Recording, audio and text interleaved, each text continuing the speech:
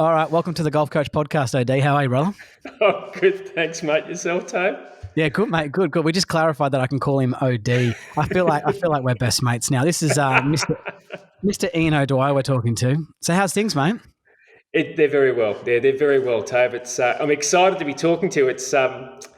I always get excited when you've got people who are passionate about what they do. And Mm, as we've spoken, how your podcast has just jumped off the charts, and yeah. it's not jumping off the charts because of what you know; it's because of what you feel and what you want to bring to the people out there. So I'm pretty excited about this, mate. Hey, that's nice of you. It's interesting you say that about passionate, right? Because I got friends of mine who have been at crossroads with their careers, and I say to them, just find something that you're passionate about and you'll excel at it. Like if I was passionate about tea towels, I reckon I could make X amount of money on Amazon selling tea towels, if you're into it, because you just Yeah, don't stop working. yeah, and that's exactly true. It's not work, right? If you're passionate, it's not work. I'll sit here for the next 60 minutes Yep. before or after, whatever it may be, and we'll just chat about life, right? Hmm. Now, Tove, I've got an intellectually disabled brother, and I reckon he's 5 years older than me. I reckon he's taught me more than some of the best minds in the world. Purely, Interesting. appreciation, gratitude, laughter, and joy. Just amazing. Like it's the lessons we learn from people who we don't necessarily think we're going to learn from. I think are more powerful. I think it's a very good way. So before we get into the conversation, right? Can you tell me? It's a very difficult question to ask. Like, what do you do? Who are you? What's your role? This question is often asked after Mm, 25 years of practicing in my studio. People are always asking me, what do I do? Even I've had clients for 15 and 20 years, still can't define what I do. And I guess if I was to simply put it, I create a self-care strategy. Now, self-care is a buzzword. I get that. Like fascia is a buzzword at the moment. yeah, It's what yeah, SEOs are great at stuff. But I yeah. create a self-care strategy. And what that means is, how can I get you to be the best you? If you come to me in pain, I want to know what's driving the pain. And the first question I'm going to ask you as the client is, what do you think's driving the pain? Mm, Because, Tobe, who knows the client best? Because it's not me. It's not an allied health professional. It's not a conditioning coach. I don't know your relationship. I don't know your finances. I don't know your sleep patterns. I don't know how you eat. I don't know what your desires are. I don't know your inspirations. I don't know mm. your anxiety or your depression levels. So I create a self-care opportunity for you to be the best person. How do I do that? Well, the first thing I'll get you to do is I'll get you to explain what your favorite hobbies or sports have been to me. What do you do in your life so far that has made you happy? And then what I'll do is I'll probably create some sort of a drill or game using something. For instance, I'll give you an example. If you were a surfer, now I'm not a Mhm, surfer, but I do mhm. know surfers like sand and surfers like neoprene. So there's things called sand bells, which are full of sand. They're just made of neoprene. And they're great things. You throw them, you can dump them, you can catch them, you can do whatever you want to do. I'll start playing a little game of catch with a neoprene filled sand object. And what does Interesting. the surfer do straight away? Emotionally, they let go. Mm. Emotionally, they move naturally because now there's no judgment. I haven't got to get it right. I feel safe. Now I get to see how this person moves when he's in pain. And is the pain emotional or is it physical or is it mental? Because you can do this really quickly by not judging. And did you go down this route because when you first started that, we're all educated around it just being, say, the physical limitation, right? Or the Yeah, physical issue, yeah, because you just started to just not to say not believe what you're getting told, but you're like, there's just more to this. There's more to just working on this student's injury, or sorry, client's injury. There's more to it than this. You use the word it's all connected a lot. Is that kind of yeah. how it stemmed from, like how you evolved into this? Tobe, what I learned very early, I lost an eye when I was 3. I cut it out with a knife when I was 3. Accidental. And then I went to school the first day in preps and I took a footy because AFL was my passion.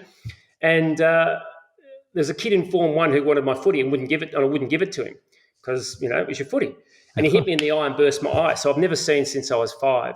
Now, Oh what no. that taught me was that tissues can adapt. because I had a brother who was signed by Geelong at the age of 18 and broke his neck a week later. Now, when you look at it and you see what he had a potential to do, I was inspired to do the same thing. But of course, everyone told me, you've got one eye, you're never going to make it, you're never going to make it, you're never going to make it. And you know what? They were right. But I got down to the highest level and didn't make it because I wasn't good enough. And they told me it was because of an eye, but it wasn't because of an eye. I just wasn't good enough, Toad. So Yeah. then I went and played VFA back in those days, which is VFL now, and then worked my way back through the country leagues, playing at the highest level I could. Now, many injuries taught me that tissue adapts. But many injuries taught me that it wasn't about rehabbing muscle. It wasn't about conditioning muscle, because I was rehabbing nerve and muscle. I was that guy who trained 6 days a week. And then on the 7th day of recovery, I trained. So stupidly under-recovered. But that's what we thought got us better, right? And it's interesting because coming from a horsing background, my dad was, and my two brothers who are amazing horse people, actually my number 4 brother was the largest horseshoe manufacturer in Australasia. Oh, wow. And so, there's an old saying in a horse, no foot, no horse, because everything has to come back through the foot, right? Now, what's interesting is in a horse is that their forearm, my forearm, their lower leg is half the thickness of my forearm. What? There's 600 kgs that goes through their foot, through that lower leg, right? From the knee down, there is not one muscle. Wow. So when we started to sort of, when Dad and Carl and Brian, my two brothers, taught me about movement and motion and connection and humility, because that's what you've got to have with a horse. Yeah. And then I started training myself. I was a long distance runner in AFL and tennis and basketball and all that sort of stuff. It didn't kind of make sense because I used to stretch and stretch and stretch and stretch and stretch. I stretched for 20 years. As soon as I stopped stretching, guess what? My injury stopped. Oh, mate. I can't tell you. And it's interesting. I've heard you talk about a horse before, right? You said, I think it was you. You said, I've never seen a horse stretch. No, I've never seen a horse do a chest press. And that start, like, people are thinking about this right now. Like, people are listening to this and starting to think, okay, where are we going with this, right? Well, and I was the same as you in regards to the stretching, where I felt I got temporary relief for a temporary exercise. That makes sense. So a very temporary relief. It didn't really do a whole lot for me. But if we want to now, let's move from, what let's call that static stretching, and can you tell us why it doesn't work, and then can we roll that into fascia and tissue? Perfect. What a great vehicle Segue? that is. You like Segue. that? What a lovely segue there. Hey, Tom, I'm very impressed. I'm the next Joe Rogan, mate. They're listening to the podcast. Not just the golf Okay, coach. so if we want to go back and have a look at it, there's a few things we've got to understand. Firstly, muscles don't stretch. They are force generators. They generate force. Now, if you're not sure what that means, have a look at Bryce DeChambeau and Greg Roscoff. Greg Roscoff, great friend of mine, amazing man. What Greg has done with Bryce is he's created an activation technique that stimulates muscle activation, which can generate massive amounts of force. Okay. Right? So muscles produce force, they don't stretch. The tissues that wrap around the muscles stretch. But let's go back one step further. If we look at a muscle, every muscle is made up of muscle fibers, and every muscle fiber is made up of muscle fibrils. So muscle, a bunch of fibers. Every fiber is wrapped in fascia. Okay, fiber is made up of fibrils. Every fibril, which is less than your hair, a hair is 100 micron, a fibril is about 1 micron wrapped in fascia. So you've got this fascia that's intertwined through the fibrils, the fibers, then outside the muscles, which run into tendons, which is more fascia, which runs around the bone, which is called periosteum, which is more fascia, which then runs into the next tendon, next muscle, and so on. So it's this continuation of this beautiful tissue that we call fascia, which has the ability to stretch and recoil. So that's what we can move. Yep. So when we're feeling a sense of tightness, what is it that's tight? So that's a great question, because my question is, when you feel tight, what is tightness? Because no one's been able to describe that to me. Because people go, oh, when I'm sitting down all day and I stand up, my hamstrings feel tight. Well, that's not tightness, because what happens is every time I do a squat, let's call it a squat, right? I call it a sit and reach. Every time I sit and reach and then stand up, as I'm sitting, I'm wringing the moisture out of it, because the tissues are made of fluid, right? So Yeah. nerve, muscle, bone, fascia, skin, 5 tissues are all 70% water. Blood and lymph, your two most important tissues, in my opinion, are 92% water and 96% water. So, what are you hearing so far?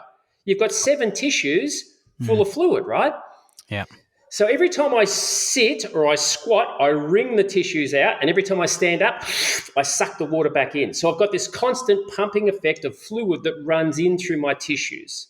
Okay. Now, in a perfect world, if I could move myself like a child does, like any kid up to about 16 does, and I could move myself in these random movements, I'm sucking and conditioning and wringing the tissues out and bringing the moisture back in. And the tissues have this ability to adapt to any direction, height, distance. But Interesting. unfortunately, what I do is when I turn 16, 17, 18, I want to get a better body. I go to a gym and I start feeding the body repetitive movement. Now, repetitive movement makes me really good in one, potentially 2 directions, Yeah. but not in multi directions. So if I sit down onto a chair, I've wrung the tissues out. Now the tissues, and let's call those tissues a hamstring and adductor, let's call them, a quad, let's call them an ITB, because they all work together. They all have to slide and glide over each other. And I Yeah. sit for a couple of hours, like we're going to sit today doing some stuff. I stand up, those tissues aren't tight, they're actually taut. So They're they're just actually, dry. yeah, they're dry, but they're Yeah. over or outside their tension length relationship, right? So Okay. you've stretched them, you've sat on them, and now you stand up and they're saying, well, what do you want me to do? I can't go anywhere. Mm. I've dehydrated the fabric, which means now I'm feeling, because when something's taut, when something's outside its tension position, the nerve endings kick in, the pain, the nociceptors say, don't move me, don't move me. What do? We stretch it.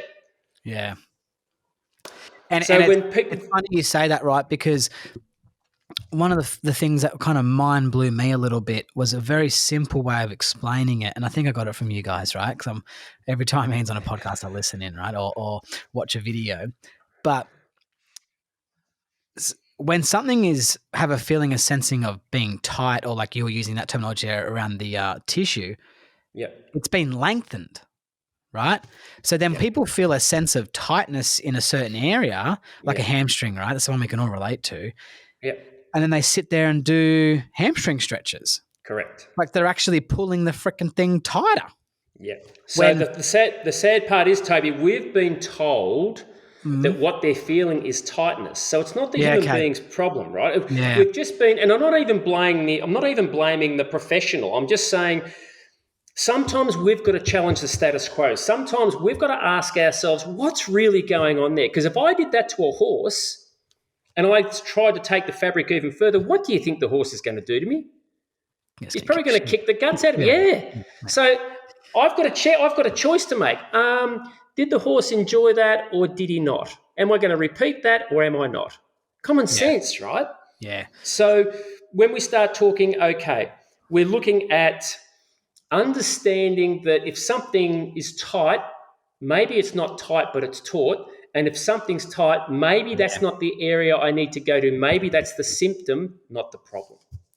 Okay. So let's just revert back to that hamstring that example you used, which I loved.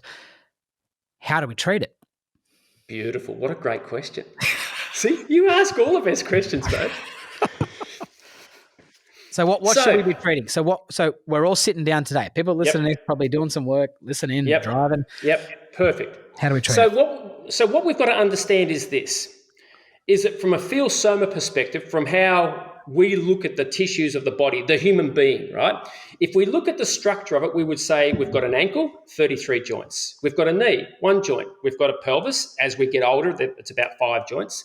And then we've got the shoulder ring, what we term the shoulder ring, which is T12 to T1. So you've got another 12 joints. Yep. They're the main areas that should move the most. Yep. They're the main areas that should move the most. So if that was me and I wanted my hamstrings to become rehydrated, Yeah. what I might do is I might do something that looks like a sitting movement, but instead of me sitting or squatting in a typical feet level pattern, I might stand side onto a wall, about a foot's width away from a wall, and I might do the sit and reach, and I might slide my butt to the wall. So there, all of a sudden, you're going to start to feel your hips get more motion, which happens to be the lateral part of your hip, not the front or back. Okay. You'll feel the side of your knees start to get some motion. You'll feel the hip that's going to the wall starting to lift the arch of the, let's say it's the left side, so the left arch lifts. But what happens to the right side? Well, the right foot pronates. Well, Yeah. that's what actually should happen in gait, right? So by doing a similar pattern, but instead of just doing it backwards and forwards, and I slightly go to the side, and I might do that 4 or 5 times, what I'm doing now is I'm asking the joints, the bigger joints that have to move, for them to move to get me more tissues involved so I can start bringing moisture back to the hamstring regions. Because it won't just be the hamstrings. It will be the adductors. It will be the quads. It will be the ITB. It will be all of the tissues that Yeah. need fluid. Bone needs fluid. Nerves need fluid, right? So a really simple movement. And we'll talk about it later. When I talk about the golf program I've got, or programs I've got, Yeah. that's one of the movements. We put the golf club in front of us. We do a squat position, but we take our butt from side to side instead of just going backwards. And all of a sudden, that turns on my trunk, it turns on my hips, gets my ankles to turn on. I'm more grounded. I've got a better opportunity to breathe. I'm clearer in the brain because I've got more blood flow. I've got more oxygen to the brain. Wow, that'd be handy for a golfer, wouldn't it? I love that. So I'm not going to say you're getting 2 for 1, but what you're adding there is you're adding more dynamic, like you're not individualizing a certain type of movement when you're trying to get something because you want that blood flow and that water to move around, and you need other areas to be activated to allow that to happen. You can't just isolate one area, right? Beautiful, Toby. Beautiful. Because it doesn't matter if it's golf, if it's tennis, if it's Yeah. picking your child up off the floor, if it's you getting onto the floor, if you're getting the groceries out of the back of the car. Those positions are generally odd positions, Yeah. right? They're not perfectly standing square with your feet. Like, think about it. I Yeah. reckon you've taken a dump or two over your time onto the toilet. Have you ever gone into the toilet, spun around, lined your feet up square, got your knees over your toes, and sat back onto Yeah. the toilet? I'm No. tipping no. Yeah. Because I'm thinking about what's the next podcast I got to do? What's the next golf game I've got? What's my next Yeah. lesson going to be? Right. So everything we do is an odd position. Yeah. So if I can get all the tissues to slide and glide, if I can get them Mm. to move in these multi-directionals, but the biggest part about something like that mobilizer that I just spoke about, it's a low speed, low force movement. Why? Because we need to understand what the tissues need to make them adaptable, to allow change in their structures.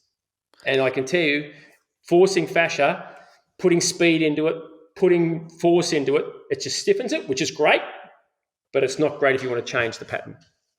Yeah, I love that. And when you talk about those odd things, like how often people listening to this, when you hear things like we hear injuries in golf or people get injured and how'd you do that? Oh, I was just getting the groceries out of the back of the car. Or like, for Yeah, instance, for me, like my wife, when we're driving the car or she's in the passenger seat and she tries to get something out of the back, with the yeah. shoulder, I go, darling, don't do it. I've heard of Oh, so many shoulder injuries and I get so scared of shoulders. And we do these, and it's interesting, it happens to a lot of athletes as well because we might be doing the basic, presses and squats and yep, in a very controlled environment to try and enhance that individual muscle group at a time. So we're yep, not, and then from there, it's very rare that I would perform anything in that type of form. Like if I'm yeah. doing like a tricep push down or whatever exercise, it's my triceps are asked to do a lot more different types of exercise than that in every day. So that okay, what can we do on a daily basis, right? So, one of my questions I had for you was around preventative stuff. And I love that thing that you spoke about, how you described that fixing that tight hamstring. preventatives, right, are very big for me. Like I talk to any practitioner, if it's a doctor, and they'll say, "Oh, it's that's great. Like, I want to be preventative. I don't want this to happen again. How can I stop this from happening again?" Do you encourage how do you get the fascia, the tissue, to be hydrated on a daily basis? What's some typical stuff that we can just be doing? Like, So I'm gonna, once again, these are the questions that don't get asked, right? yeah, So we need to understand what fascia is. Fascia is predominantly the chassis of the car. So we build these athletes bigger, stronger, faster, right? So we load muscles up, we load muscles up, we load muscles up. And that's great. But we've just learnt that actually muscles are all encased as our bones, as our nerves, as our blood, as our lymph. They're all encased in fascia. So fascia really is the chassis of the car, right? yep, So, and the chassis of the car is mainly made up of collagen.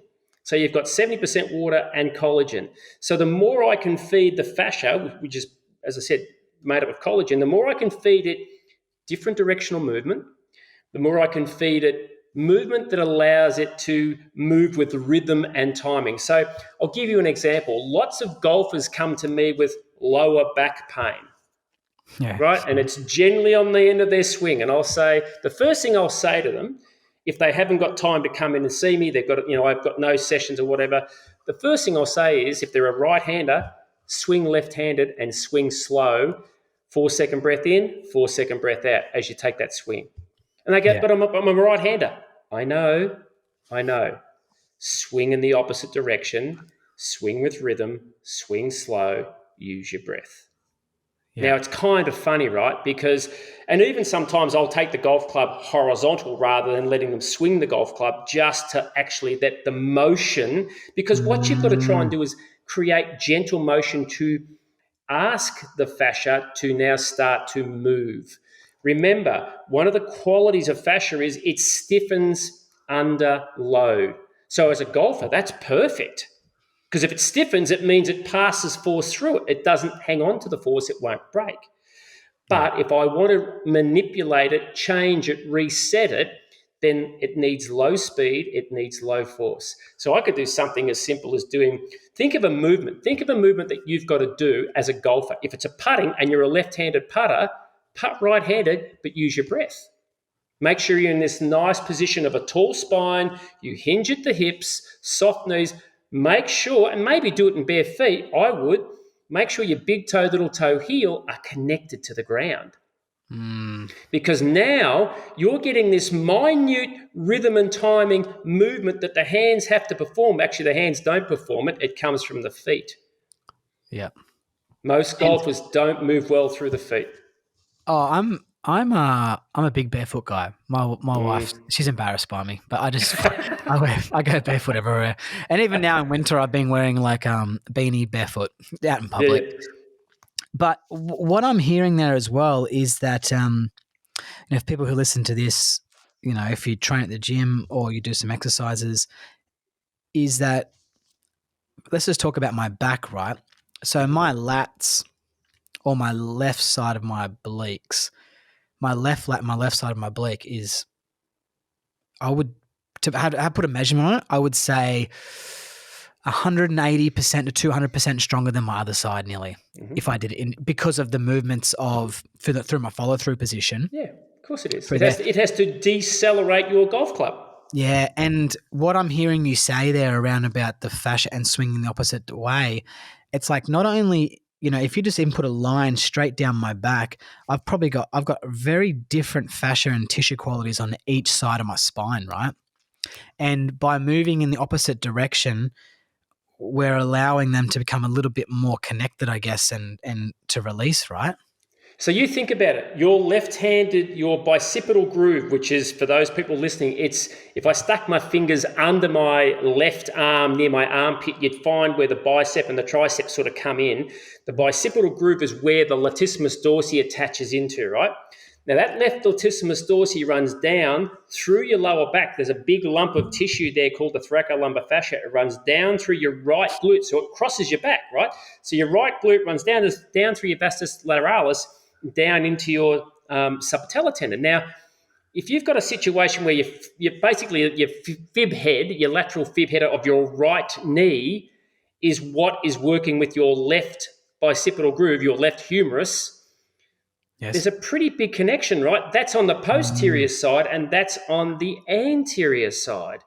So when someone says you're doing a shoulder exercise, that shoulder exercise better be incorporating something with the opposite knee, because if I'm in a rotational sport called, let's call that walking, they have to work together. yes. So what you said then was was pretty crazy. I understood what you were saying, but because I'm talking to you as well, and you're visually pointing stuff out to me, Yep. but that was pretty crazy. And let's just kind of elaborate a little bit more on that, maybe in slightly simpler terms. But Okay.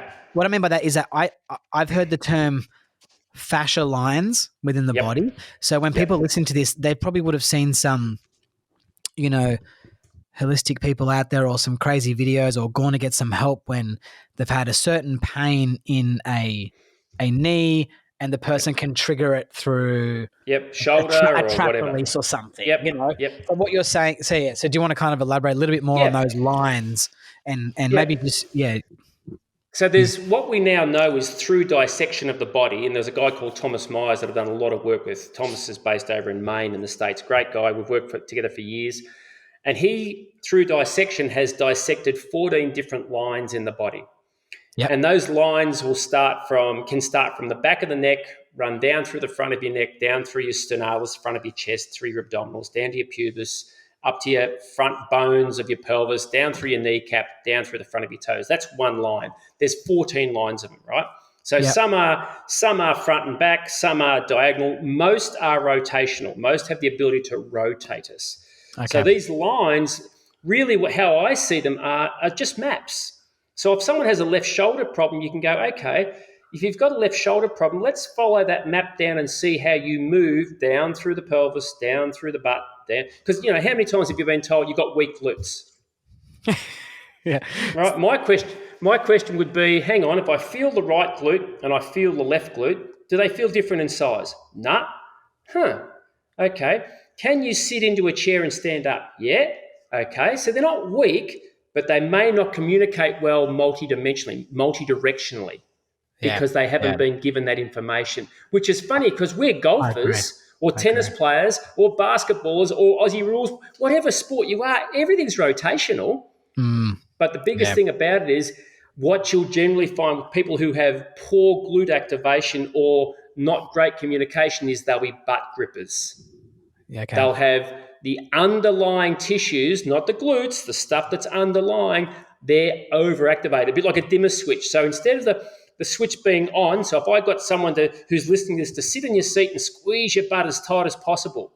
Now, yeah, relax your butt and let it all go.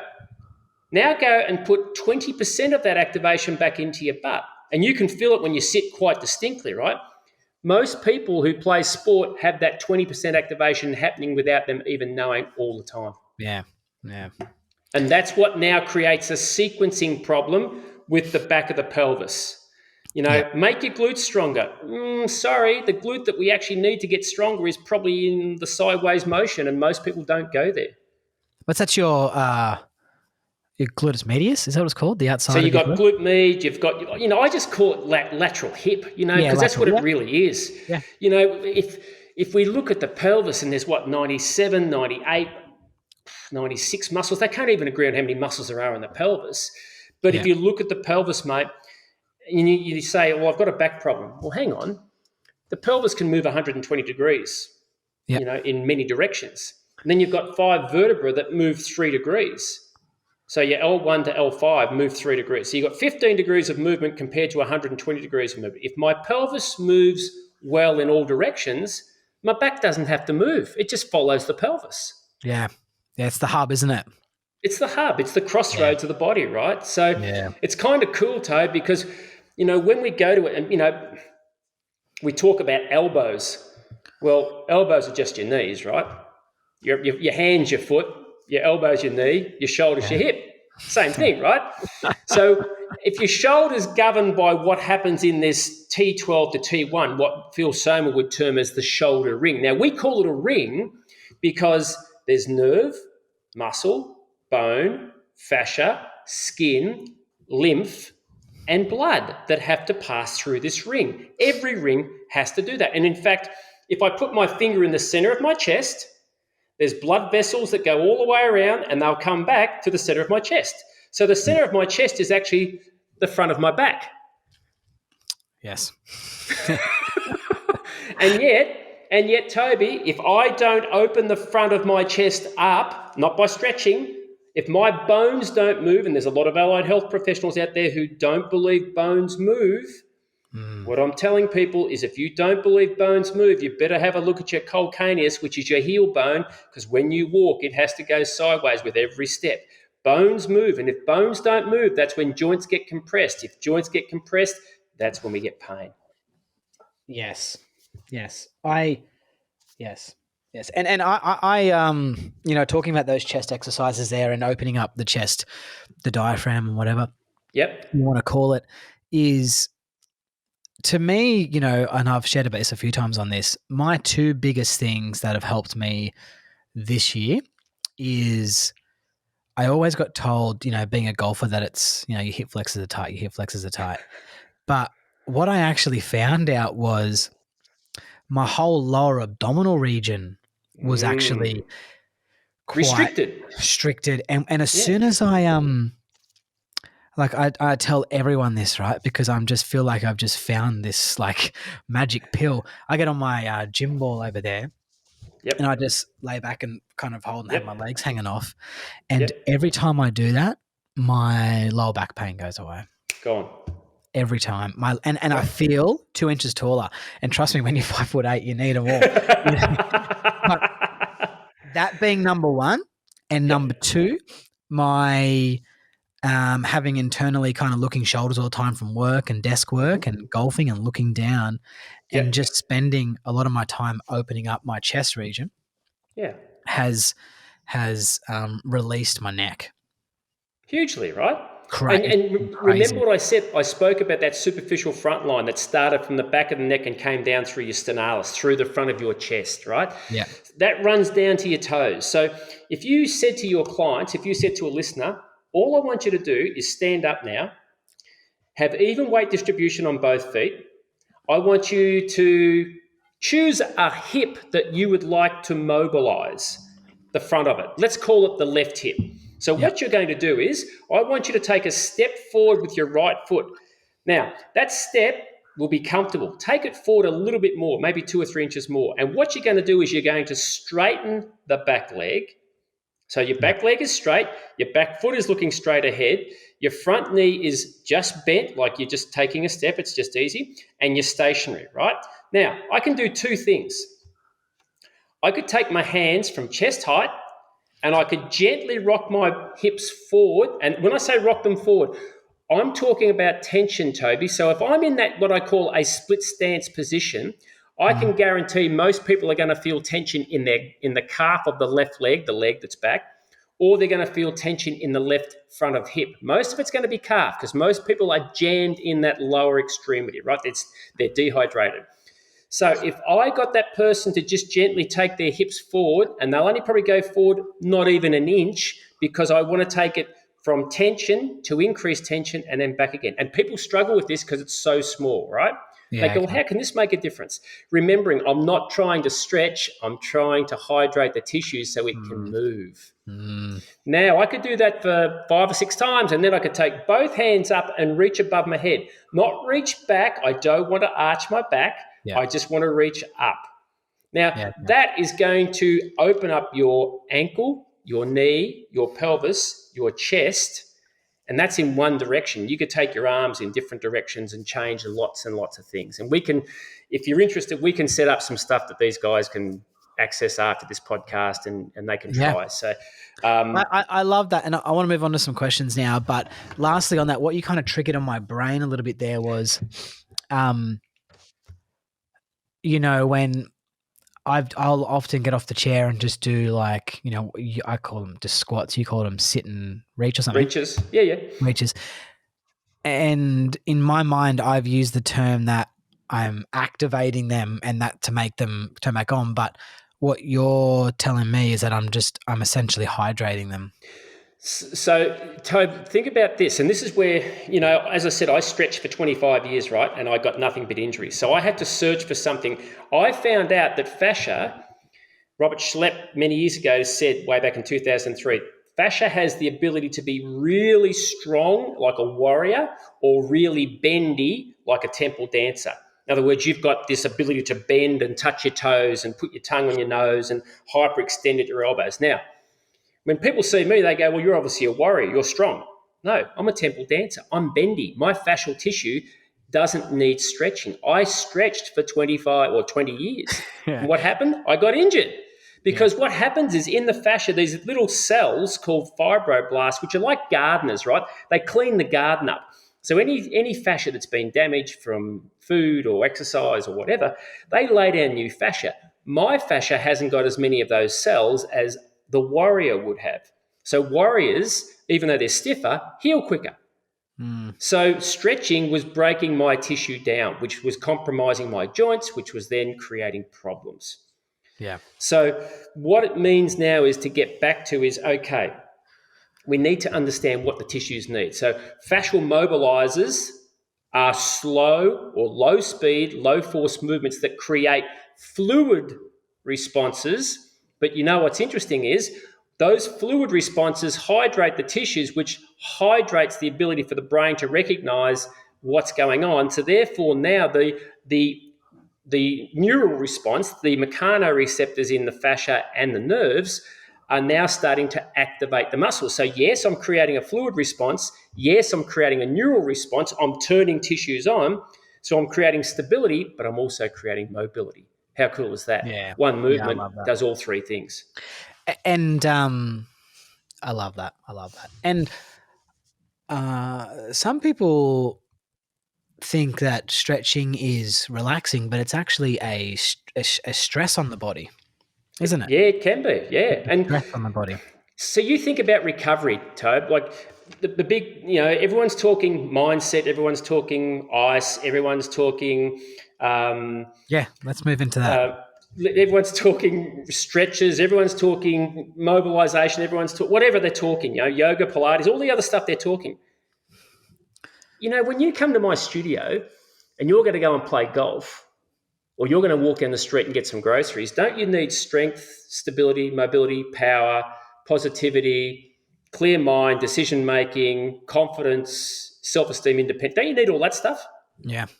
Yeah. So what if I got to go and see 8 different people to get that stuff before I go shopping? Doesn't make sense. That's where Yeah. play is so powerful, right? You bring Yeah. a game in, changes the emotional state, changes the mental state, changes the physical state, changes the spiritual state. It changes everything. It's just easy. I've never seen an athlete play any sport well who's been unhappy. And do you think this is kind of like when we see the Australian cricket team and stuff like this after their training sessions, they kick the football around, or they kick the football around before they kick the footy, and for instance, for me, what helps me when I go to the gym quite early in the morning, so I've got kids, I like to get there before they wake up, and I feel like, for instance, for me, in my recovery after the gym, I need to bring myself back down, otherwise I'm too Amped. animated or amped for Yep. the whole day. So I need to Yep. actually spend that next 3 hours between 6 and 9 a.m. actually trying to stay as calm as possible and to Yep. bring my nervous system back down, just so that I can now make it through the day. Because if I get home, have a cup of coffee, I'm high, Yep. I'm under a lot of stress, body's under stress, my breath's gone, and then I just crash at 3 o'clock. I can't get through the Yep. day. So my recovery for me is a lot of it's around the breath.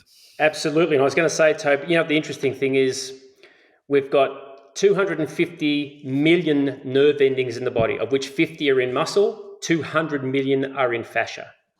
We have fascia, which is 3 times faster in its ability to feed the brain input than the nervous system. 3 times. Wow. Right? So if you've got fascia, there's more fascia in the brain than what there is grey matter and fat. There's more fascia in your viscera than what there is organs and intestines. Yeah. So what am I saying? Well, maybe we could stimulate the fascia in a really gentle way with breath. Perfect. I could do some gentle movement. I could put some gentle music on and just breathe to that music. I could actually, the best thing I love doing in the morning, I've got a 9-year-old daughter that I just love giving her a cuddle, and it just chills me down. Yeah, yeah, You know, same. it's just taking that time, right? It doesn't matter whether it's her or my 27-year-old daughter. It's just when you have people that you love, that's the greatest way of bringing you back down, because it's nothing better than feeling, connected, and just the energy and the appreciation for what you have, right? The gratitude. That's interesting. So when we talked about forms of recovery, and you touched on ice baths there, and I'm Mm-hmm. probably going to guess your answer is going to be around recovery about whatever makes you feel good. But it's what you'll probably say. But everyone's got their own little recovery stuff, right? Like Yep. my friends at the gym, they just love going to jump in the pool after, and sometimes I'll do it. And if I Yep. fucking just want to get strong and feel brave, push myself through the limits. But when we talk about recovery, you mentioned there about love and connection can help you. What about ice baths? What are you thinking? So if we think about, and once again, what a brilliant question. So this question was asked to us back in 2004. And at the time, there was one of my best mates whose brother was a strongman. Yeah. Anyway, him and his mate were training in the gym this day, both shattered their shoulders, ruptured their shoulders, right? Anyway, my best mate said to his brother, don't ice and just trust me through this process. The other guy went to an allied health professional, iced, iced, iced, iced, iced, iced. My brother's best mate was back lifting as heavy as he was 90 days later. The other guy was nearly 9 months later. Now, the Interesting. reasoning for that is that the macrophages, the fibroblasts, are restricted, are dumbed down, are not allowed to move when you ice them because you freeze them. So think about this. If I've got 13 to 14 litres of blood, which is 92% water, if I've got 6 litres of blood, 5 to 6 litres of blood, which is 92% water, if I've got 14 litres of lymph, 13 to 14 litres of lymph, which is 96% water, blood, I need to get to the area that's been damaged. So if I've done a leg workout, I need to get the blood pumping from the legs up into the heart and back again. So if I go into an ice bath, does that generate more flow or less? Or less. Less, of course it does, right? Yeah. Now, I'm not saying if you jumped into an ice bath for 30 to 60 seconds, if you can do that and then get into a hot and flush, I've got no problem with that. I lived in ice for 20 years of my life. If I go back into an ice bath now, my body hates it because I was in there for 20 minutes, 25 minutes, 30 minutes, 40 minutes at a time because that's what we were told to do back in those days. So the emotional connection I have to healing is not through cold, it's through heat. And in fact, if I've got someone who does some sort of Interesting. ankle problem, ankle damage, whatever, I won't ice the ankle. I'll certainly compress the ankle, but I'll get vibration. I'll get the fluid moving because I need to, because I need blood to get to the area to help nutrients, oxygen heal it, and I need the lymphatic system to take the waste products away. Understanding that the lymphatic ducts that the lymph has to get to live underneath your collarbones, Toad. Yeah. So if Okay. the fluid has to get under your collarbones and I'm getting in and out of ice, don't get me wrong, there's some great neuroscience to say it's great for brain, anxiety, and all that sort of stuff. I'm not saying I'm just saying from my perspective, I've got other tools that I would use, infrared saunas, I would use whole body vibration, I would use breath work, I would use mobilizers, I would use rollers that Mm. I feel that I could heal people with. And I'll give you an example. In 2011, 2012, I was asked to be the assistant coach with Noosa. But I'd been a long time out of sport. I've been traveling around the world a lot doing the stuff that I was doing. Anyway, and I said yes because my kids were starting to play at the club. Anyway, so this was for the senior side. So fortunately, the guy who was doing it was a guy called Wayne Fletcher, one of the highest decorated country footballers, in Australia, and the loveliest guy. And he said, "Oh, do you do all the conditioning? So you take the conditioning. I have no responsibility. It's all yours." Yep. Tobe, in 2 years, in 2 seasons, so 2011, they won the premiership. In 2000, which was back to back, and in 2012, they got beaten in the preliminary. In 2 years, we did not have one soft tissue injury. Not one. We had broken bones, but not one. We had guys with chronic hip, chronic hamstring complaints, played every game. No What's ice. what? And I talk to people about you this and that. You're the guru, right? But I love all of that, right? But tell me why. Why didn't you have any soft tissue injuries? Because what we created was an understanding in the players. So at the start of the season, at the start of each season, what we're talking about now, I do a PowerPoint presentation and I demonstrate 3 techniques that they're going to do. They're going to use a roller, they're going to do some mobilizers, and they're going to do some drills. So Yeah. in every session, what we did was we do 10 minutes. They turn up before the footy session. They might jump on the roller for 10 minutes. Then we go onto the track. We do 10 minutes of mobilizers. That's it. Then we Yeah. do 10 minutes of running drills in different directions, not just running, but we'll be doing lateral stuff, transverse Yeah. stuff, a lot of games. And then we go into simple drills, and then the players, we would ask the players, where do you think we fell down on Saturday? And after that brief discussion, we would ask a player to create a drill that may allow us to get better. So we empowered them, right? We didn't tell them.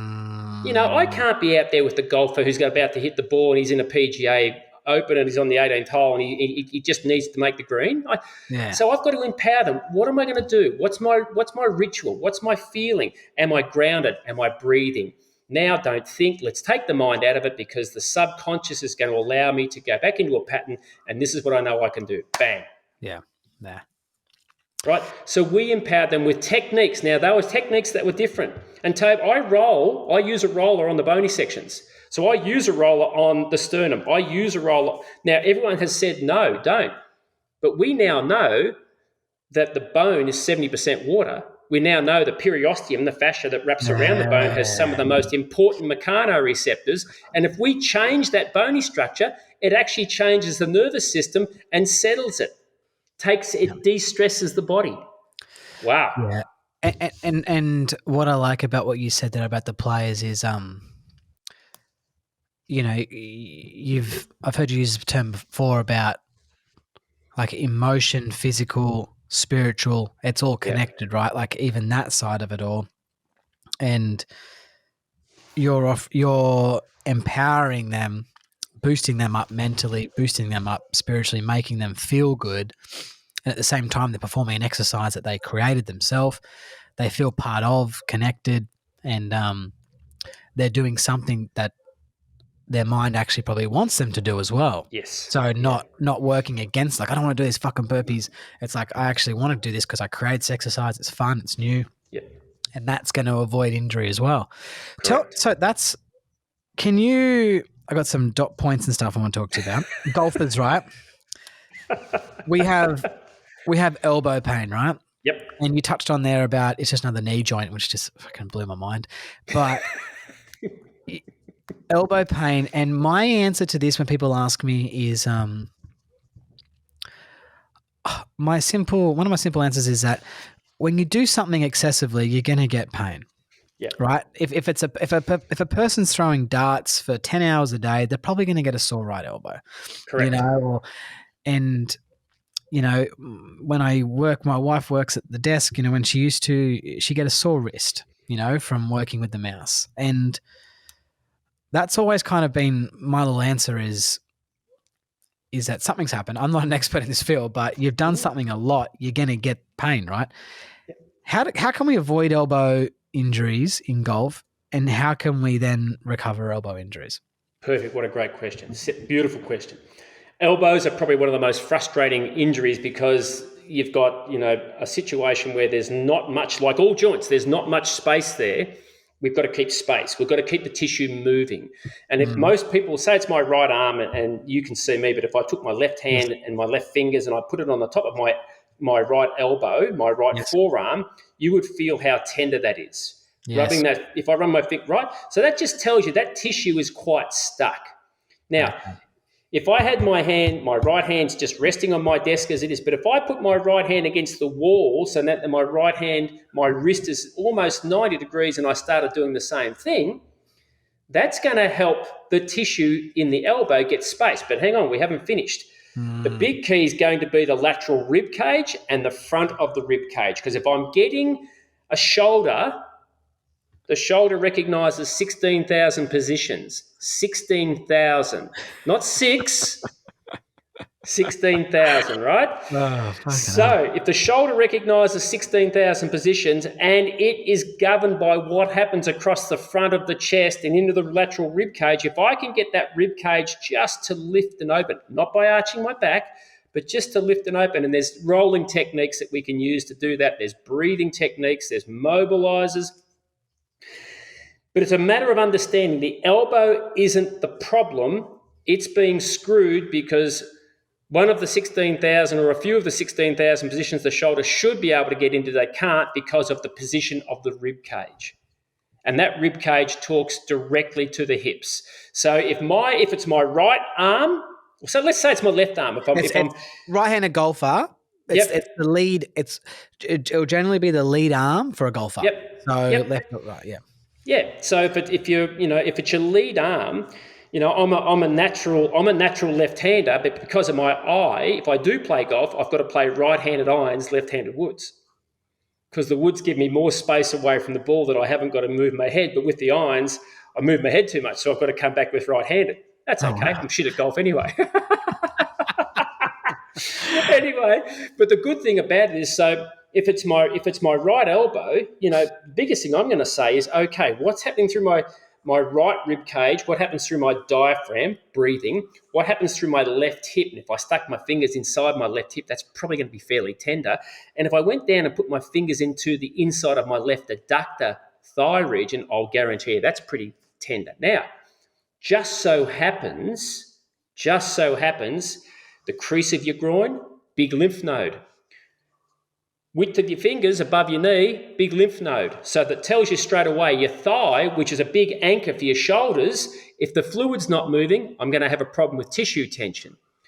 Diaphragm, where the two bottom ribs come together, that's your lymph pump. That's where your lymph has to pump up to your collarbones. So if I'm jammed down here, your lymph's not going to be flowing. So all of a sudden, can you hear that the fluid might not be moving as much? Now, if I've got a right elbow, I'm probably going to be stuck in the right clavicle because that's my lymphatic duct. So it's not just potentially a physical thing, it's a fluid thing, which is an immune thing. You said your kids have been crook. But you must understand that people listening to this, right? Yeah. I'm mind blown by that, right? They're saying he's a witch doctor. Yeah, I get it. But I'm looking at all the systems. No, I believe it. I know because I've spent many hours on YouTube, and that's just, it's incredible. It's incredible. And so people out there who, we've all got elbow injuries, right? Yeah. We've all had elbow injuries in golf, and I get them sometimes when I overload chest stuff in the gym or whatever, or presses stuff, and I'll always stop straight away. So could potentially what's happening? So what is the elbow pain? Is it the joint that's under pain, or is it the fascia or the tissue? Like, what's under pain there? Take your left hand, put your left hand on your right forearm, and I want you to turn that skin as hard as you can. What are you feeling? It's like a Chinese burn, right? Yeah. So what you're feeling is tension. So just imagine if I had my other hand and I turned it the other way, you'd feel more tension, correct? So what you've got in your elbow is you've got tissues that want to move one way and tissues that want to move the other way. And when I put too much force in, they're going, hey, we can't do both of these ways. Okay. So if I can shift the tension. So my belief, in my experience from having all of these injuries and being treated by some of the best in the world who had great intention but didn't necessarily get an outcome that I required, my belief is this: if tissue is stuck, not tight, but stuck where it can't slide and glide, right? If it's stuck and you try and force it, the nerve endings are going to send messages to the brain which are going to create a pain. But just imagine if I've got a person who sits a lot and they're sitting on a seat that just above their knee is a lymph node, and they've been exercising, running, walking, whatever, been to the gym, they've done a heavy leg set, and that lymph node's being compressed and it can't pump the fluid through it to get rid of the waste products they've produced in that leg set, my knee's going to blow up. Now, if my knee swells, what happens then? Well, the pain receptors get squeezed again, sends pain to the brain. So you've either got not enough fluid or too much fluid that can cause pain. If a disc gets compressed, it's Yeah. not the disc, it's the fluid that's not there that allows the nerve ending to get pushed down and squeezed. It's because when you refer back to that elbow injury, and when I come across a lot of golfers and a lot of my tour players and stuff, and when I hear when they get their recoveries, a lot of them are getting different advice, right? Lots of Yeah, yeah. different advice, and it seems to take such a long time. But what do you think the recovery on that? We have a thing called golfer's elbow, right, or tennis elbow? Tennis elbow, golfer's elbow. It's just it's a joint problem. It's a Yeah, joint problem, and some but it's people's not the joint. recoveries are like, we're talking like a year. Some people's recoveries have taken. So does that make sense to you? No, it Like doesn't. if That's the why I'm body's asking. if the body's so smart, which it is, Yeah, if we can change pain. Now, remembering this, I say to my clients all the time: if you don't feel instant change, do not go back to anyone. interesting. Right? Now, I'm not saying that they're going to take the pain from a 10 to a 0. I'm saying if you feel an improvement, that is change. If I do a sit and reach and I can feel a bit of knee restriction, a bit of, compromisation in that joint, and then I do that wall banger, that sit and reach where my butt goes to the side and I do it to the other side and then I do the sit and reach again and there's no knee pain, is there change? Yes. So Yeah. what's that telling you? That hip or those hips need those movements. So I'd be saying then, if I've got an elbow problem, if I got on a roller and if I was going to roll the bony structures, and I only roll them for 20 seconds because bone, there's no muscle there. So I do 4 rolls up and down and I do 4 shifts. And I can pretty much do a measurement on the wall. No, I don't measure anything, but I can get people to do movements with their arms and they'll straight away go, what have you just done? Yeah. And then straight away, their ability to reach back, which means that their elbow is not as restricted. So it's just interesting. How long should it take? It will be dependent upon how healthy the tissue is, how much fluid the person's got in their body, how much water they drink, how much sleep, Tobe, how much sleep. That's a Mm, big thing for a person who's on the golf tour. Sleep's a big thing. I know. I was talking to Simi, and Sim used to work with me in the studio, and she was working for Lucas Herbert, right? yeah, Herbie. Yeah. And Simi was saying that she was getting up at 3:30 in the morning to go through and do some hands-on work and do some movement work with him before he went out and played. Now, my question always is, if you're getting up at that time, you're still in the emotional healing. Mm. So if you're getting up and breaking your sleep pattern to get work on you, is it beneficial or not? And don't get me wrong, Simi was doing a great job and it was certainly helping. But my question would be, I wonder if there's another way to do it. Yeah. Because we've just got to understand sleep's such a big, big issue. And, as I said, she was a great coach and she worked with me for about 4 or 5 years, did an amazing job. But are there ways that we can get better results? Maybe we can do it through a bit of heat. Maybe we can do it through a bit of vibration. Maybe we can do it through some breathing. Because potentially getting up too early is just creating more stress, right? Correct. And there's our stress. There's our breaking down of our tissue, right? Mm. So it's not a this is wrong, that is right. It's not that at all. What I'm saying is, sleep's a pretty important thing. If I go to bed from 9 till 1 and that's my physical healing, then 1 till 5 is my emotional healing, then I'm cutting short my emotional healing. Well, my emotional healing, I can tell you from being an semi-professional sports person, if I broke my leg, which I did, the one thing I knew was my leg was going to heal. How fast it was going to heal was based on how much belief I had in how healthy and how well my program was to heal. Belief, big word, right? And belief, maybe not just mindset, belief through your heart, because we know through the vagal nerve, mind, heart, gut, your heart's 8 times electromagnetically stronger than your brain. Your gut has 100 million neurons, right? 10 more ascending pathways than there were descending pathways to your gut. So you start to question. Healing is about your belief, but your belief connection of your emotion, right? And do you believe that because when you believe it, and when we're using the term believe, like within your heart and your brain, that you can allow it to happen, Yes. not It restrict flows. it, flows. Because there's an injury going on in football now with a Melbourne footballer. He's I won't go into details in case it gets public or whatever, but he has had a knee injury and he's been flying overseas back and forth. It's been going on now for 18 months to 2 years. He's nearly Wow. hasn't played, and he was I think he might have played one game state of origin, like incredible, right? And Yeah. it's all this conversation about when's he coming back? Is it this year? Is it next year? Like Yeah. people haven't got answers for him, and now it looks like there's a date, and he doesn't want a date put out there. He's like, people keep mentioning a date, he restricts the date, and I just think to myself all the time, like he's now just started running. After we're talking, he went over and saw, is it Dr. Bill Knowles or whatever over in the Yeah. States? Some amazing stuff they do over there. He's taken such a long time, like 18 Yeah. months or whatever. And I hear how important it is for him mentally to not have a date labeled and all this stuff. And I think, man, he must be going through some serious head noise to get through this recovery, Yeah. because it's not like a typical, back by around 20. It's like he doesn't even want to talk about it. It's quite interesting. It's quite interesting because I don't know if there's the belief systems going on there or. Well, it's the whole thing. There's a knee problem, but the knee's connected to the ankle and connected to the hip. And the knee, you've got 33 joints in the foot and you've got 5 joints in the hip, and the femur and the tibia and the fib will go where they can go, providing the information from the hip and the ankle are, succinct, are in sequence. So it may now become far more complex that the knee joint has been worn because it couldn't, because of our conditioning over the years may have created a problem in the pelvis where the femur couldn't move like it could, and it might have been a wear and tear in the knee now. So all of a sudden it complicates it, right? So there's so many things, but if I'm just looking at the knee, and I'm sure they're not, if I'm just looking at the knee, then 9 times out of 10, we're missing a lot. Yeah.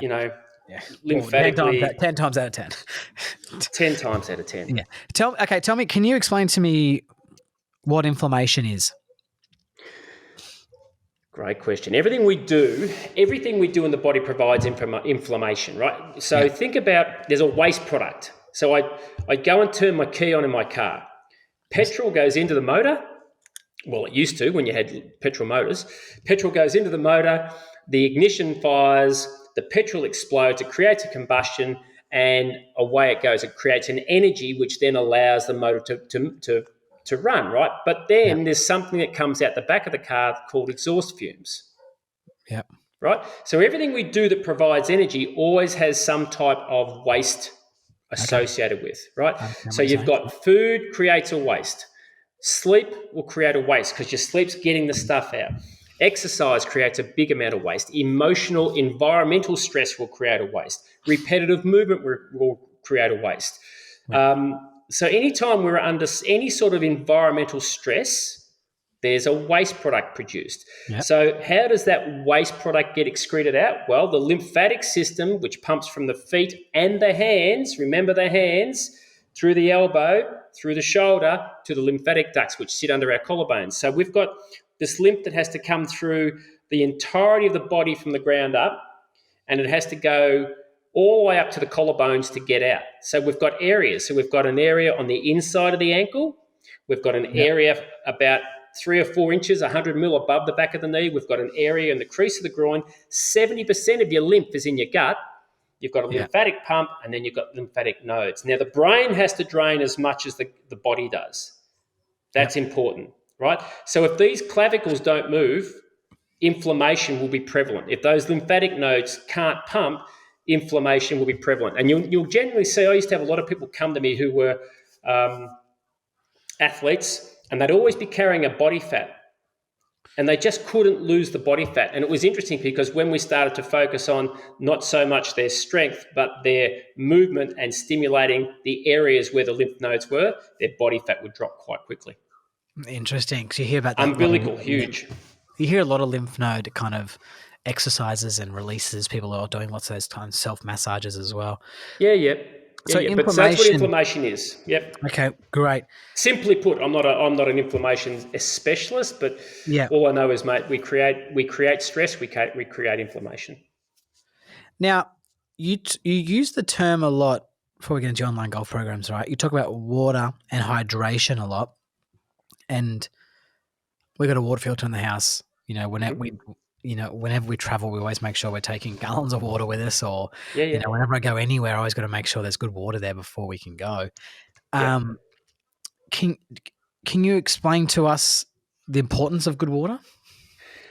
Well, when you take something like water, and it was really interesting, Tab, I was involved many years ago with a water filtration plant that actually won the Australian water filtration plant of the year at the Henty Field Day. And I was a plumber by trade, and my brother and myself and got involved with this guy, and we were doing ceramic filters back in those days, but we devised a way to clean ceramic. Ceramic filters have been around for hundreds of years, but we devised a way very cleverly to clean them.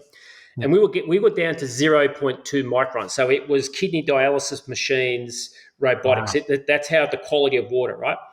But what we were seeing was, and most waters 5 to 10 micron for towns, that sort of stuff, which is fine. But it's not necessarily the water; it's more what's in the water. So Yep. chlorine. Think about being a swimmer. You're not just drinking it, but it's actually leaching through it. And what does it do to your clothes when you see it, right? I And know. I worked in a water filtration plant, so I could see what raw chlorine would do to you. It would just tear holes in your clothes. So chlorine's not a great thing. Fluoride's not a great thing. Um, Water that's not really in the balance where it should be of its pH, not a great thing. It's like when we have those water filtration plants that they put in Melbourne where they took everything out. They demineralized the water. So the minerals are really what we do need in the water Yeah. as well to help our bodies. So good water, without getting lost in it, good water is really, really important. And it's important because at a cellular level, it creates less waste product for the body to get rid of. Oh, that's a great way of looking at it. Can you tell me where should a person get started with it, you reckon? Um, if for me, if I was going to, because most town water is, you've got activated most town water is filtered with chlorine and so forth. So firstly, you want to take your chlorine out. You want to take your tastes and pesticides out. So you could use an activated carbon filter to do that. Change them every 5 to 6 months, no problems. Yeah. But then I would want to use a UV lamp. And the UV lamp kills any bugs, Cryptosporidium, Giardia, anything like that. And the UV lamps are amazing. So, you can have something as simple as that in your house, because as I say, if you're on town water, we've got water here that comes out of the river, and it's obviously from the ice, so it's beautiful water, but I've got to put a softener on because it's just a little bit on the hard side. For the implements around the house. So that's what I'll do. But as far as drinking the water goes, it's actually beautiful. We've had Yeah. it tested. So yeah, it's just you can spend thousands of dollars on it, but realistically, all I want to say is I want to make sure that I can take the taste out of the water, the chlorine taste, the Yeah. the pesticide taste, and that sort of stuff. Activated carbon filters will do that, and you need to change them probably every 6 months because you don't know when they've gone. But I would say for me, an ultraviolet lamp is just amazing, essential. So you put an ultraviolet lamp. So I got a water filter in my house, like a separate one that we fill up, and Yep, it's Waters and Co. I think it is. yep. It's a great one. Got we clean it and change all the things every now and then. So with an ultraviolet lamp, so you say put a lamp like looking at the actual water. So what Yeah. happens is the water passes through the lamp, and the lamp's on as the water passes through it. It kills any sort of bacteria. It's really Ah, clever. Yeah, really clever. We were pumping water out of the Murray River back in the late 90s, early 2000s for resorts up there, and the water coming out of there. We did one up near Echuca, and the water was filthy out of the Murray. The water yeah. that coming out was better than the town water. It was just amazing. And we used a series of filtration, and we had the ultraviolet lamps, and it was just guaranteed because you didn't need chlorine, right? Yes. And I tell you what's interesting is that when you actually go back and have a little, like if you go to a restaurant or whatever and you accidentally have tap water, God, you can taste it. Like, Oh, mate, yeah, it's funny. Not even I do that anymore, mate. I can't drink tap water. yeah, Um, I don't. And like, I reckon I probably had a sip of it, maybe a couple sips of it just by chance, yeah, like not yeah, yeah, thinking, yeah, yeah, over the last 5 years. But my family, don't understand it. A lot of my extended family, yeah, obviously my household family, we just don't drink yeah, tap yeah, water. That's the thing, yeah, right? yeah. And my boys know because when we go travel, we live in Indonesia as well. So when we go there, like they know not to drink Yep, out of the tap, right? Of course, there. And I've even saw a family member fill up one of my boys' bottles in the tap, and put it in front of the dinner table. I ran over, no, I'm watching, brought it down the sink, ran back over, put some things in there. And I'm not saying that people listening to this who are drinking tap water. It's just through my experience and what it's done for me Yeah, switching to it and yeah. what I've noticed in my life. It's just been, I'll It's never mind settle blowing. for anything less. And it's like anything, like, once you kind of go one way, like if you start eating grass fed meat over, Yep. grain fed meat, you just won't go back. Once you've seen, you can't unsee. Yeah. Once you've seen, you can't unsee. And I think, look, Tobe, what I love about these chats that you have with people is that you're not pushing anything down anyone's throat. You're 100%. just giving them the best information you can for their health, because it's not really about golf. Because at the end of the day, if I've got someone who wants to play tennis or golf or racquetball or squash or have a kick of footy with their grandkids or go and play in a super fools game, if I can get their tissues healthy and create sustainability and longevity, they're going to adapt to whatever the challenge is. And that's going to be based around hydration, nutrition, sleep, movement, and emotion, Yeah. Yeah. right?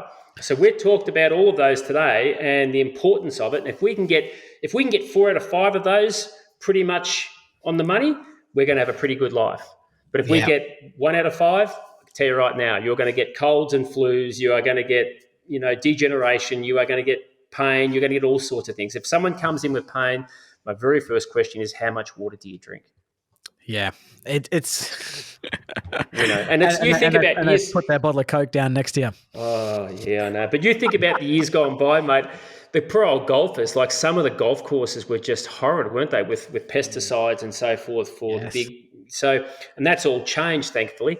But it's just our environment. A lot of times will create a lot of those problems for us. I stopped coaching a day when there was some spraying going on, and I was like, "What the hell's going on here?" And I felt my head, a little headache. I called off the day Yeah, straight away. smart move. I was like, "Whatever's going on here does not. Yeah, yeah, I do not want a yeah, part of yeah, this." yeah, And I see you see council workers, and I see some people that work around the golf course because we council and golf course, and they're doing all the weeds around it with no mask on. It's like, yeah, what's yeah, going on, man? You get that stuff in yeah. your gut. You might not pay for it now, but But they it's talk their about patterns, right? It's what they've always done. And yeah. it's. I mean, I can remember when I was plumbing, we didn't have headphone like head gear, protective Mm, gear. We had glasses. Masks were you'd wear them here and there, depending if you're wearing using a grinder or a cement saw. Yeah, because it just wasn't a big thing, right? mm. But now there's no excuse because it's just everyone knows or should know that hey, that stuff's dangerous. Even like your kitchen cleaner and stuff. We only use vinegar and a natural thing in our household. But Yep. when you go out for dinner and you see the people cleaning the table next to you with like bleach, you're like, holy crap, that chemicals. And when people hear that I talk about chemicals, like you spoke about the importance of your gut there, right, Ian? Yeah, yeah, And yeah. that getting that in there, you're killing it, right? Yeah, You're yeah. killing Well, it's just once again we spoke about what inflammation was, right? it. So the more that I put something in, then the more my cells have got to get it out.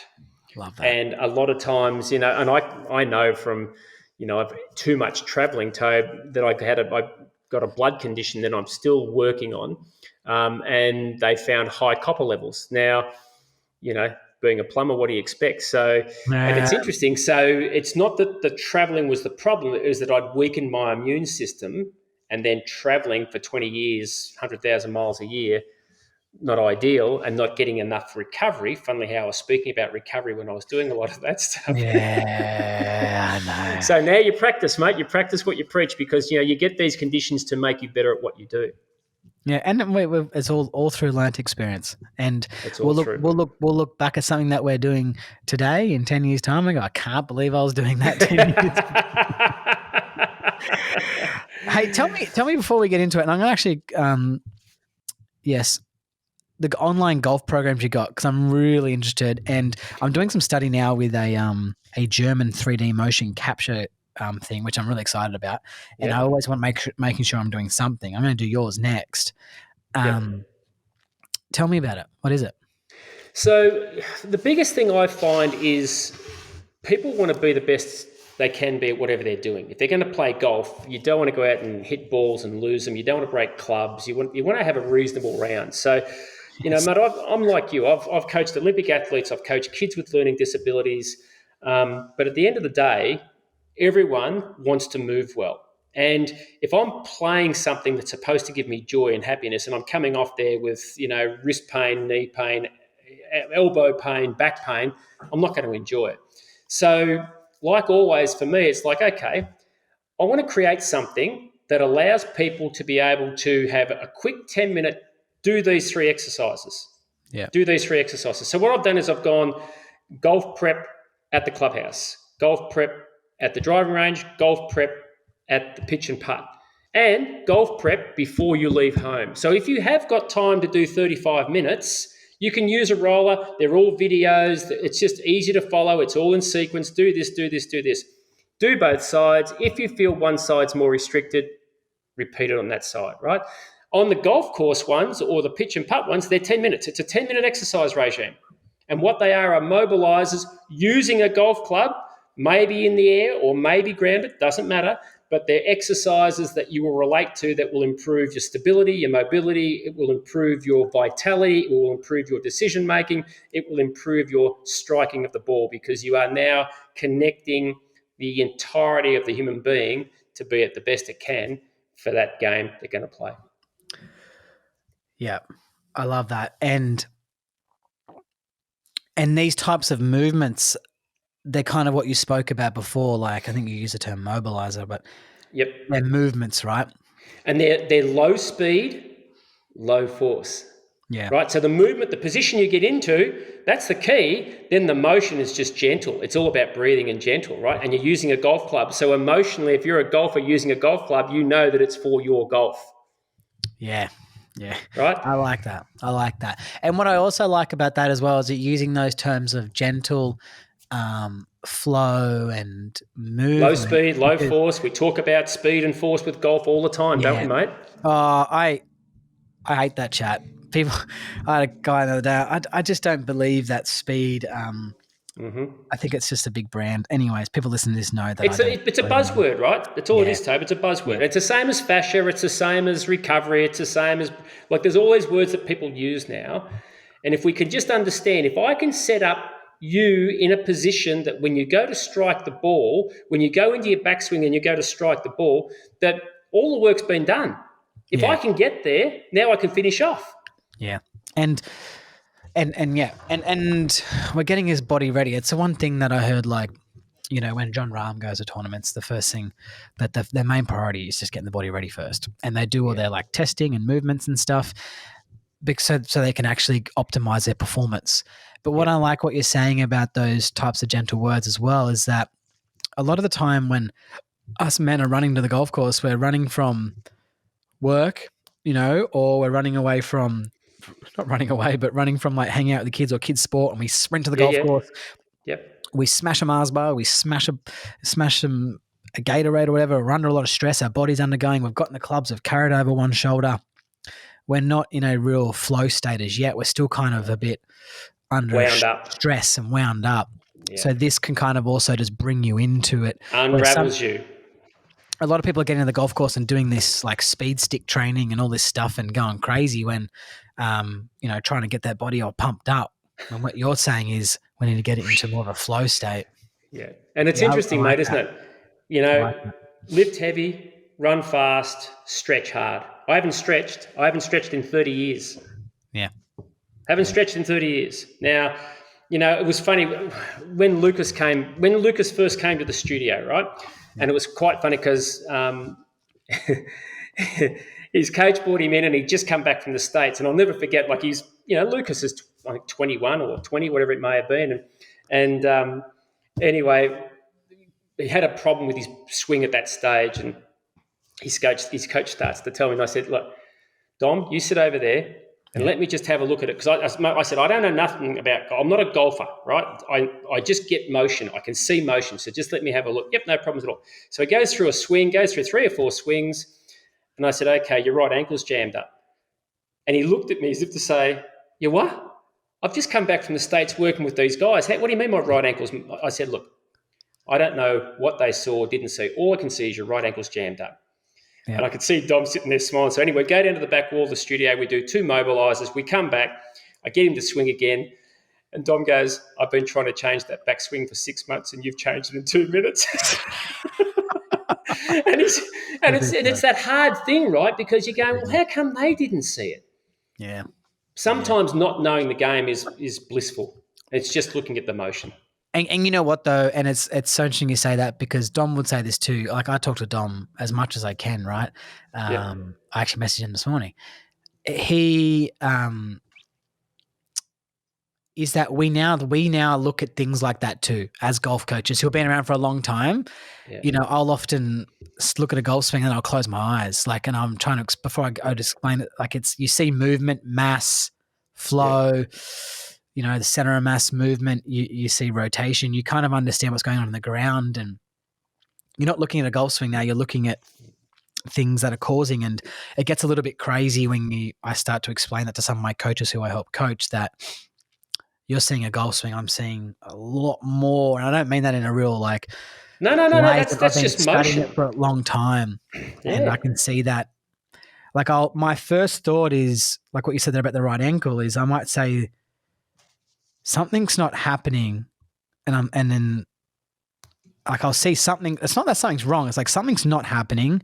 What's causing that thing to be not happening? You know, is it a physical limitation? Is it a concept issue? You know, what is it that's going on? And I'm starting to I try not to think out loud. I try to think in my own head, and then I'll open my mouth. You know, because you start to see more than a golf swing. I know that seems a bit crazy, but It's not. It's exactly what it is, right? It's mm, what's the environmental stressor that's creating the blockage, yeah, stopping the flow. yeah, yeah, and yeah, and it's and it's really sad. There's not enough people like you in the world, right, Ian, out there helping people. Because Yeah, yeah. Look, as I said to you at the start, mate, I think the difference for you and I is we're passionate, and we're passionate beyond passionate. So, I'm striving. I ask. I talk. It was funny. There's a guy called Charles Poliquin years ago. I had a young lady working with me, and she had come from Melbourne, and she had MS. Anyway, I was working over in London at the time, and Charles Poliquin. Now, Charles is at the time had 18 Olympic gold medalists, conditioning coach, like a phenomenal guy. Him and Paul Check were, great mates early, fell apart late. Anyway, so I said to Charles, could I get 10 minutes of your time? Well, 3 hours later, we finished talking, right? Like, and that's the thing. Like, it's yeah, when your intention is about helping people, people want to share, right? yeah, Anyway, so he just said, look, OD, your movement, your hands, this is what I'd be doing. I'd probably be using an Eastern philosophy, but he said, this is what I'd go back and do. So we went back and did it. Now, she was amazing with her food, amazing with her hydration, amazing with her movement, amazing, right? Within 12 months, Toad, she was in the 1% who didn't have MS. Now, that's the power of the healing of the body if we give it what it needs, right? Now, her 100%. blockage was certainly lymphatic. It was certainly an inflammatory response. And once we got that inflammatory response to shift, it just flowed. Yeah, But we're constantly trying to find because there are no answers. People have got to understand there are no answers out there. yeah, yeah. There are solutions, but there are Everyone's no guessing. answers. Everyone's guessing too. Everyone's Yeah. just guessing from So experience. if we go back to the fundamentals and observe the human being on all levels, we bring in some joy, we bring in some happiness, we bring in some intelligent motion, we understand what the tissues' roles are and what they need. Now we start to get a chance to create a positive experience, a positive outcome.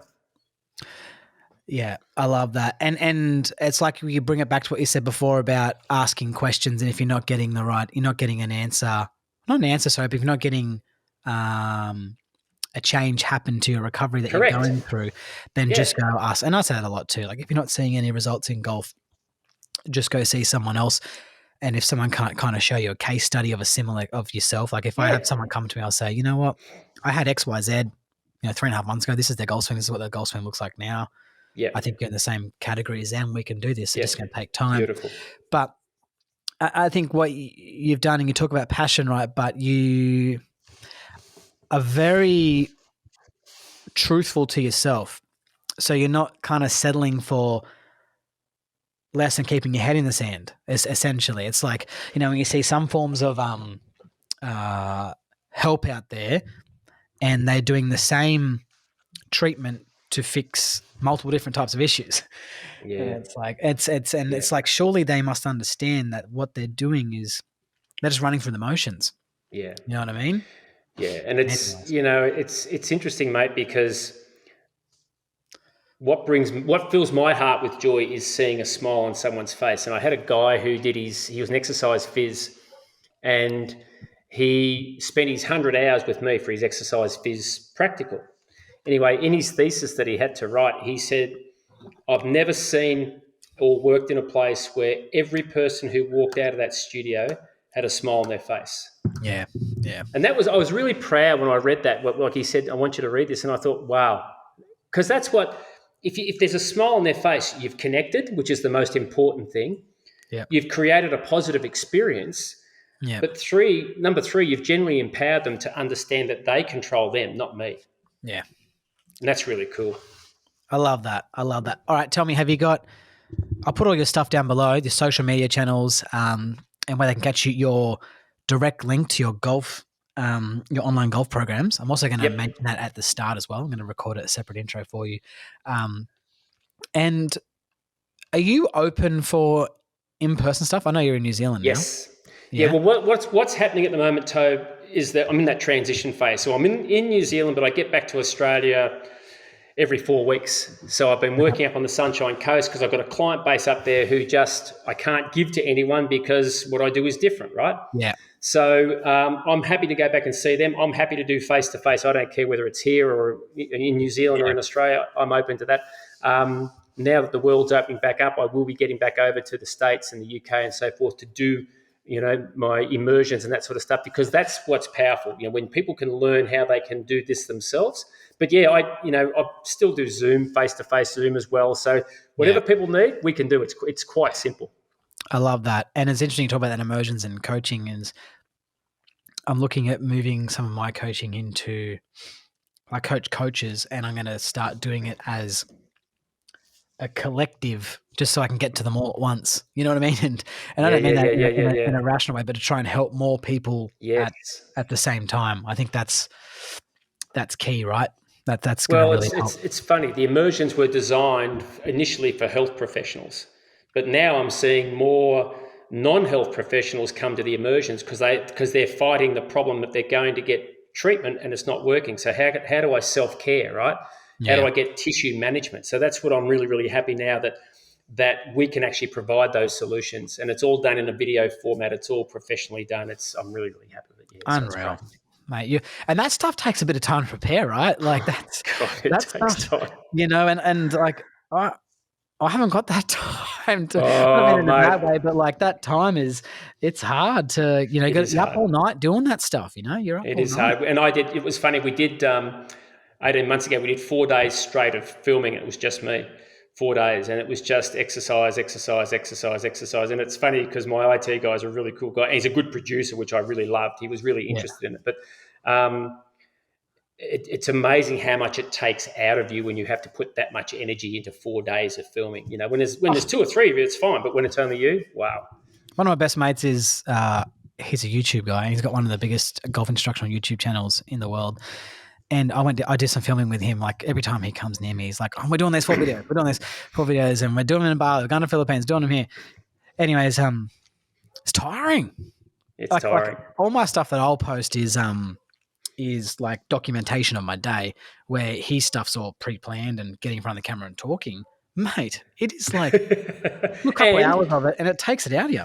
And if hopefully he's straightforward, he's good. He doesn't have to retake, because that's the Yeah. killer. If you've got to retake, that's even worse, right? Oh, it's the worst. He's great. He'll just say, he'll go, stop. There's an aeroplane going over. He's like, don't move. And he'll say, start again. Because the editor can just make it flow. Anyways, Yeah, perfect. OJ, it's been great. And I really appreciate coming on. I've learned a lot. Like I said to you, I'm probably the most underqualified person to ever have you talk to you. But, I hope people are taking a lot from this, and I'm going to put all information below, and I'm sure lots of people will be in contact with you. Thanks, champion. I look forward to it, mate. And you, once again, thank you for your time. Thanks for what you're doing. Thanks, mate. It's interesting because you speak to a lot of people who have the intention to help, but they sort of get lost sometimes in how they're helping. But your Mm. authenticity, your integrity, mate, it's fantastic. And it's just been a joy to be on here today. Thanks, mate. Oh, mate, you're a legend. Thanks, mate.